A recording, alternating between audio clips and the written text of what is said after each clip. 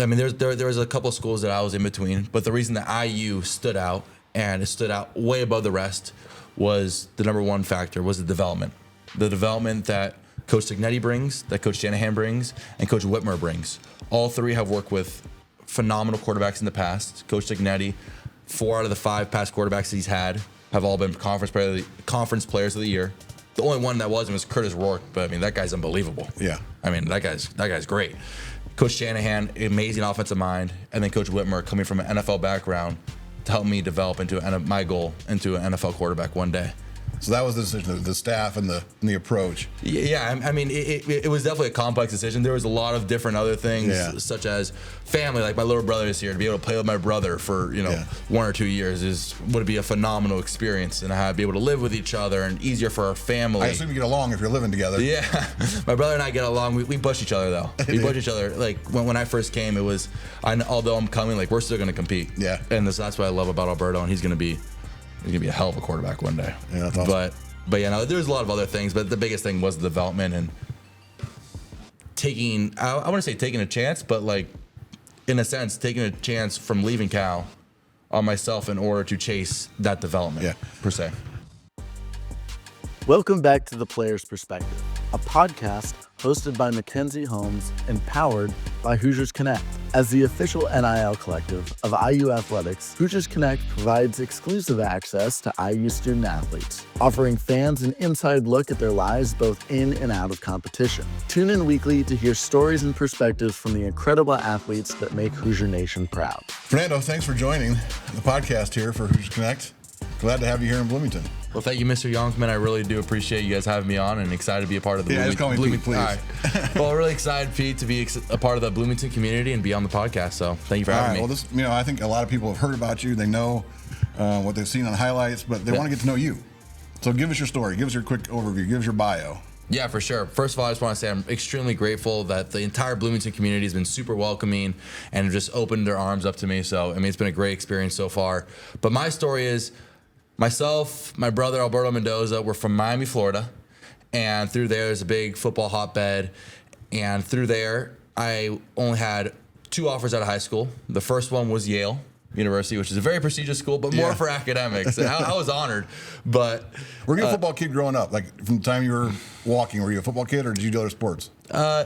I would say I was a football kid. I was a football kid. I did other sports. My parents had me in some other sports. They had me in some tennis, some basketball. Yeah. But on our basketball team, the Boozer brothers were also on our team. Oh. So I didn't get to play much. Yeah. We were both power forwards. So I mean, that guy was obviously a lot better than myself at basketball. So, but yeah. So out of high school. Wow. Before we go there. Oh, sorry. So, like when you were when you were a freshman, did you play? Were you like sort of like a football thing even when you were young? Were you we're going deep in here. Back, okay, so way back. Wow, yeah, way back. So I played Little League football growing up, tackle. I started around 5th grade. I played my middle school football, 6th, 7th, 8th, and 9th at a all-boys Jesuit preparatory school that ran the wing T. Okay. And the big thing with the wing T is they only throw the ball twice, maybe 3 times. Were you the quarterback then? 4 times. Yes, I was a quarterback. Luckily, throughout the entire game. But when I was playing, most of those years I was there, probably the 7th, 8th, and 9th grade, I was always the backup quarterback. Interesting. I was always the backup quarterback, so I would always be getting a lot of throwing reps on the scout teams, but I would always be very prepared because I was never the most physically talented kid. I was never really tall. I didn't have a growth spurt until later on in my high school career, and I wasn't very strong at that point in my career as well. Okay. So that So you go to high school, then what happens? Yeah, so high school. Then I transferred to another high school, which is more of a powerhouse, Christopher Columbus High School, which has a ton of great players that go throughout, and there's a little bit more of a pro-style offense. Yeah. And then we had a pretty good career there. Was 2 state titles. Were you the quarterback? Quarterback, yes. When you came in 10th grade, did you start? Split time. Split time. We played Jalen Carter in the state championship. I was holding the ball, and he completely fell on top of me and also sacked me, so that was not pretty. Obviously, he was a hell of a player. Yeah. And then COVID happened when we won during COVID. Senior year, we lost in the state semifinals. I thought it was a pretty good high school career. I was satisfied at that moment. And coming out, the only committable offer I had was Yale. Okay. Yale University, like I said, great academic institution. However, not what I was really looking for in football. And my intuition and my mom was like, you're going to get a big offer. Just wait. And at this point, I already signed a fake paper on early the video where you did the hat. Yeah, the hats. I was like, I only had one hat on the table. I was like, yeah, let's sign it. It sounded like a blank sheet of paper. Yeah. And after that, I was like, all right, I guess I'll just wait till late signing day to see what happens. All of a sudden, Cal comes out of nowhere. And did you have a connection to Cal, or just literally out of nowhere? Like pretty much out of nowhere. Like one of the quarterback coaches that I work with in my high school times, Coach David Lee, who's an NFL guy, had an NFL connection, and it was very mutual, and it was very out there. It was like very, very. It wasn't like a strong connection. Right. It was kind of out of nowhere. Yeah. And the Cal coach came to see me to throw, did a little IQ on the board. And after that, he was like, all right, you got an offer. And I was like, wow, I just kind of jumped from FCS football to like no scholarship to scholarship FBS, Power 4 now, I guess. Yeah. So I was like, this is great. And so I literally just committed on the spot. So, and then you redshirted that first year, is that right? I redshirted that first year. That first year we had a quarterback named Jack Plummer, who was a Louisville quarterback for his final year, and now he's a third string on the Panthers. Yeah. So, and how was that experience? Is it tough to redshirt? So you're going from high school where you're the guy, and now all of a sudden you're redshirting and backing up. Yeah, I mean, as a competitor, you always want to be on the field, but at a certain point, as a true freshman quarterback, you understand that the game is 10 times faster. Did you notice that when you went from high school to college? Everybody says that. Is it really that much faster? I will say, coming from Miami which has so much speed. I mean, you see all the speedsters out of there. Right. Like Calvin Ridley. I mean, like Jeremiah Smith. Like, they're all like, they're. So you experienced speed before. Yeah. So it was an increase. It wasn't as huge of a jump as everyone says, but it was more the physicality. Okay. That it was crazy. Everybody was grown men. And I was still a little bit of like a high school kid. Okay. So that freshman year, I knew I wasn't ready to play, but I was like, this is my developmental year. I'm going to do everything possible to develop, like extra lifts, because I didn't really need to work on like throwing or worry about throwing the day of the game, because I was a signal caller. Yeah. I was actually the fake signal caller. Oh, so you weren't even the real I wasn't the real signal caller. I was just making up, I was just doing random hand signs. But yeah, so that year I really took to develop. And then the next year I was in a quarterback competition between 3 quarterbacks. Wow. And it was slated. Obviously, I was very confident in myself, but at the end, I was a little disappointed. I was slated as a third-string quarterback out of that competition. The year goes on. We're not having too good of a year, and I ended up getting a chance against my first team. That's when Oregon State was in the Pac-12. So this is the last year of the Pac-12. They were like 17th in the nation. Oregon State, my first game. I played, had a good game, finished out that season. We went 6-6, which for Cal was really, really good at the time. It was the first bowl game we've made in 4 years at that point. Yeah. And so we understand that. Yeah. so I mean, it wasn't as dramatic as the IU rise to success, but it was definitely something over there. And so it was a great experience. And then this past year, had another quarterback competition, dueled it out, won.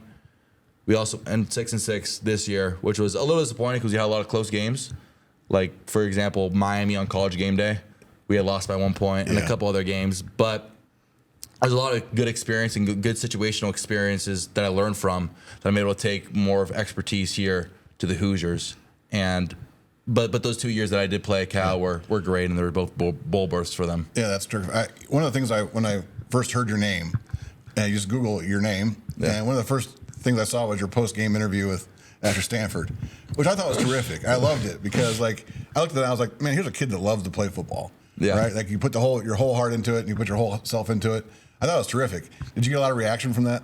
Yeah, so a big thing that I took for this season was there's so many highs and lows of the season, especially as if you win games, there's not a game or play that you wanted it to go the way you wanted to kind of eliminate the variety of emotions that you could have. So I actually deleted the social media during it.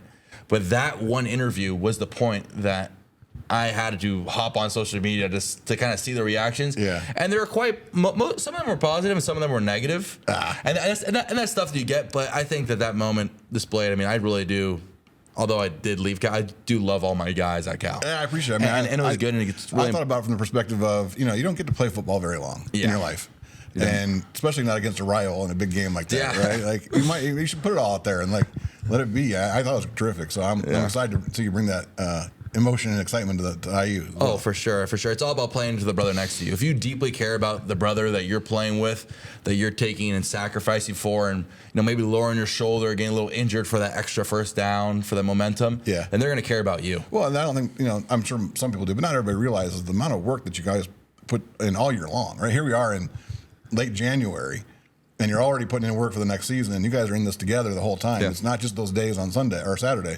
It's a long time. Yeah, no, for sure. It is a long time, and it all accumulates to that, and that was kind of the high point of the season. So it was special to see all that stuff work out in a rivalry comeback. So. Yeah, let's talk about your decision to come here. Yeah. I'm sure that was a tough decision, right? There's lots of people wanting you to come play for them, and what was it about IU that said, I feel good here? Yeah, for sure. There's a lot of factors that played into my decision, and a big thing. I mean, there was a couple of schools that I was in between, but the reason that IU stood out, and it stood out way above the rest, was the number one factor was the development. The development that Coach Signetti brings, that Coach Shanahan brings, and Coach Whitmer brings. All three have worked with phenomenal quarterbacks in the past. Coach Signetti, 4 out of the 5 past quarterbacks that he's had have all been conference players of the year. The only one that wasn't was Curtis Rourke, but I mean that guy's unbelievable. Yeah, I mean that guy's great.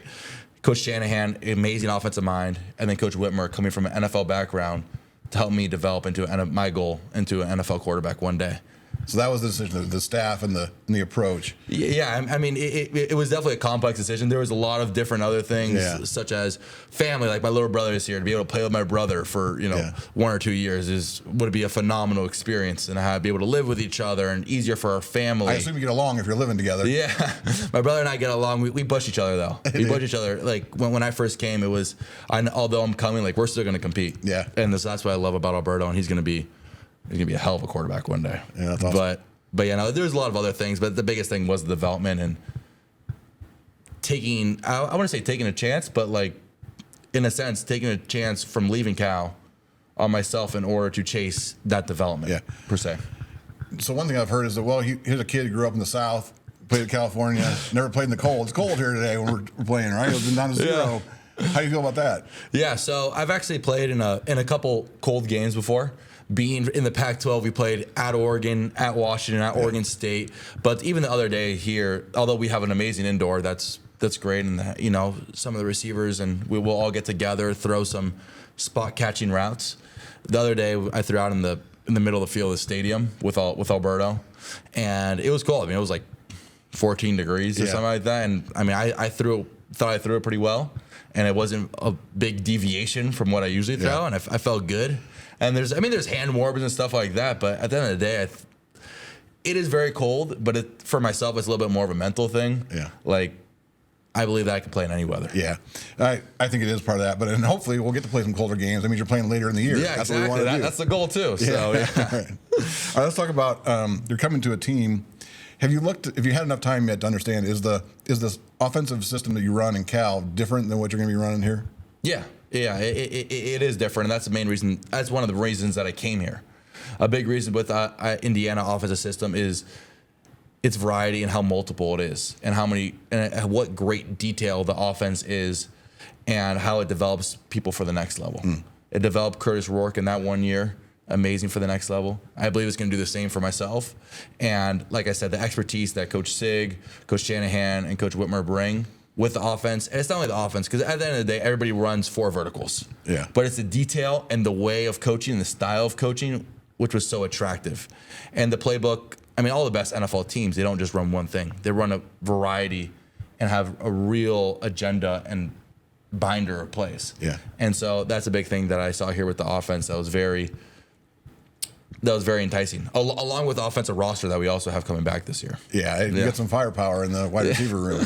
Yeah, for sure. I mean, that was another thing when I was kind of ranking the schools. Out of all the schools I was considering, Indiana was number 1 in that department. I mean, Elijah Surratt, Omar Cooper.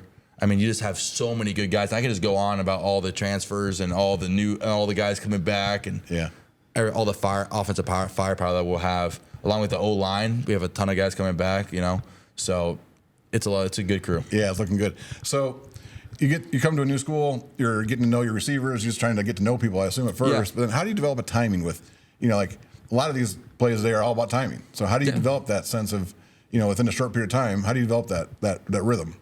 Yeah, I mean, timing and anticipation is a fundamental part of playing quarterback. That's what separates the good quarterbacks from the great quarterbacks to the all-time greats, is anticipation, the timing, and the touch that they're able to play with.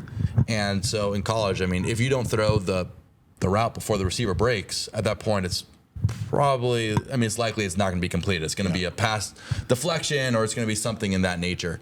So to be able to understand and get the timing with, Elijah, Omar, all the guys is fundamental. That's something that I think we're going to be able to get it by spring, and that's what the game reps in spring. That's why spring ball was so important. Yeah. Talk a little bit about your style as a quarterback, right? Are you comfortable in the pocket? Do you like to run? I've seen you do both. What's your preference? Yeah, so my style, I'm a passer. I like to pass the ball. I can run. There's been some, highlights last year that, I've been able to get out of the side of the pocket and situationally run. And I do pride myself in being a faster guy, or I like to think myself a faster guy. Maybe that's just self-confidence. But we'll see what the receivers say about that. They always have a competition, so who's faster, so we'll see. No, those receivers are definitely faster than me. I'm not going to lie about that. But passing is my strength. Like in the pocket, I'm fine taking a hit, getting my mouthpiece, Yeah. Getting roughed up in the pocket and taking a hit. My big thing is passing the ball. That's how you win big time games. And if I need to be gritty and run for the first down, I will, and I'll put my body on the line. But a big thing is, my biggest thing is passing. Yeah. So if that's the case, you walk up, you're in the huddle. It's I don't know what you call a play. It's a slant. And what are you thinking when you get up to the line? What are you doing? Are you assessing the defense first? Are you thinking about your routes? How do you approach that at the moment when you're getting ready to hike the ball? Yeah, that's a great question. And everybody has a different pre-snap process, but what I believe is extremely important is when you get the play in your headset, is you're able to, instead of like looking down at the wristband, you're looking at your guys and instilling confidence in that play. I believe that's okay. So that moment, you think there's leadership in the huddle. You think that's for sure. There's leadership in the huddle. There's leadership with the O lineman. You know what I mean? Whether it's Bray or Carter, getting everybody in the huddle, like getting set, or them giving it a little nudge, like, hey, this is our play. Yeah. I guess we're gonna get this. So you're getting it from the coaches in your head. You're already trying to think about who do I need to get mentally prepared for this. Yes, and it's always a big thing of in the playbook. There's a lot of the play calls are usually a little bit longer, and each segment has different responsibilities for different people. So I'll give the O-line a call. I'll be like, blank, blank, blank. And then I'll be like, the receiver, blank, blank, blank. And it'll all come out in one sentence, but I'll be able to actually look at the different personnel that actual part of the play call corresponds to. Okay. So I'm not, let's say your assignment's running a post.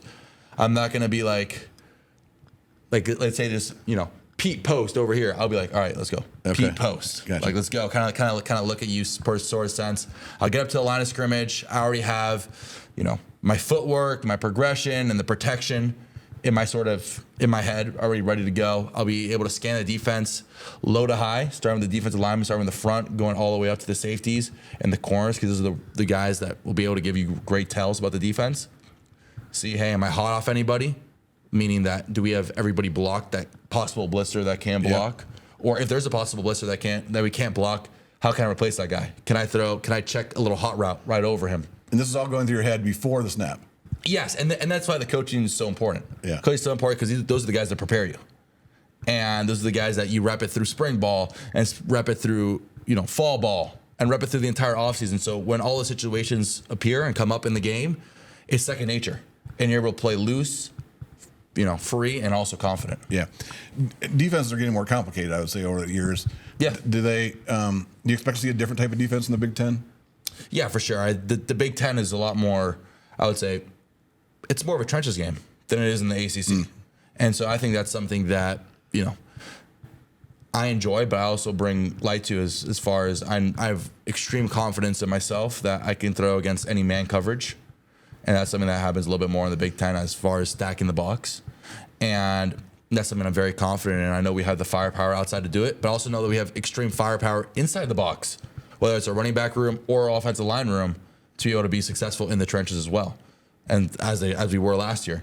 Yeah. So I'm really excited to that, and it is different defenses. There's a little bit more brackets and things like that, but that's something that we get prepared before the week, scouting each team. But have you watched film of any of those Big Ten teams yet? I mean, but my main focus right now has been really just learning the playbook. Yeah. But I will say I have watched Big Ten teams in the past, as far as watching them on the game, like Ohio State, like for example, the national championship, or when Penn State in the college football playoff, or. You seem like a guy who studies a lot. Are you a film junkie, or how do you get that? How do you get that feel for the plays and the defense and all that? Yeah, I would say preparation is key. Preparation is key, and that's how you feel confident, is by preparing. And if you have prepared, that's just setting yourself up for success. And I always try to do the week of, even in the offseason, try to do the most preparation that I could possibly do in order to feel confident about the season. Feel confident about week 1, week 2, all the way on to the college football playoff. As I know that, I'm prepared for this moment, rather than the doubt that happens in your mind. And at that point, you're not going to be successful. Yeah. So a big thing about football is being ready for the situations and be able to be relaxed, confident, and be like, hey, I prepared, my teams have prepared, my coaches have prepared, and we're ready to do this thing. So that's a really good point I want to ask you about. So, let's start here. Give me your first impressions of Bloomington, right? Yeah. You're going to be here for a while. No, for sure. And you got a lot of work to do here. So how do you feel about it so far? Yeah, like you said, I'm going to do a lot of work here. And first impression is a community. The community is so tight-knit. And the past 2 cities I've lived in is Miami and Berkeley, Berkeley's a little bit part of like San Francisco area-ish. And those have both been really, really big cities. Yeah. And the things with big cities is that sometimes those teams, whether it's University of Miami or University of California, Berkeley, they're great, but they're not the spotlight of the city. They're not the spotlight of that region. And so they can kind of be sometimes, all they have, they'll have some great exposure because of the big market, they'll be lost in the spotlight there. And so that's what's so important to come in Bloomington, to see how everybody connects with the community so much, and how everybody brings up IU athletics, brings up the university as a whole. And so that's extremely special to me, that's one of my main values, is community and family. Yeah. To have that, see that support from the IU, whether it's basketball, football, whatever other sport it is, or even if it's just the university and academically. I noticed really I was kind of stalking you on social media a little bit just to see what you're interested in. But one of the things I noticed and was impressed with was your involvement in some charity work. Yeah. You want to talk about that a little bit? Yeah, for sure. I love charity work, and I would say that I believe that's a big part of it, is giving back. And so, for those who don't know, my mom, who's my best friend, inspiration, she has multiple sclerosis, which essentially it's a nervous system disease, which essentially kind of paralyzes the body a little bit. And so at this point, she's a tough time, moving around and stuff like that. But her happiness, her joy, and her determination is what inspires me every single day. And that's what pushes me is, if I'm in a workout, I'm feeling tired, and, a little thought in my mind is like, oh, maybe you should just, skip out on this set or something like that. I'd be like, my mom is out here every single day putting a ton of work, a ton of dedication, and still with a great attitude. And it's great positive attitude in everything that she does. So this past year, I was able to partner with a burrito shop in Berkeley.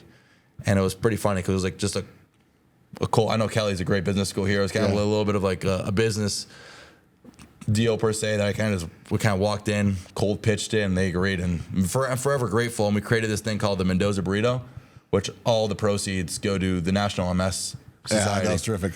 And he raised a good amount. So I love that because I saw that. And I always, one of the foundations of our collective and work on NIL is always trying to figure out how we involve the community effort in it, because the spotlight is so big on you and other players that sometimes that spotlight doesn't get shown on the charitable works or the other people that are doing great work. And so when you combine them both, it's really powerful. So I was impressed to see that, and hope you'll continue that here in Bloomington. Oh, for sure. Yeah, I definitely look forward to continue that. So really appreciate that. Yeah.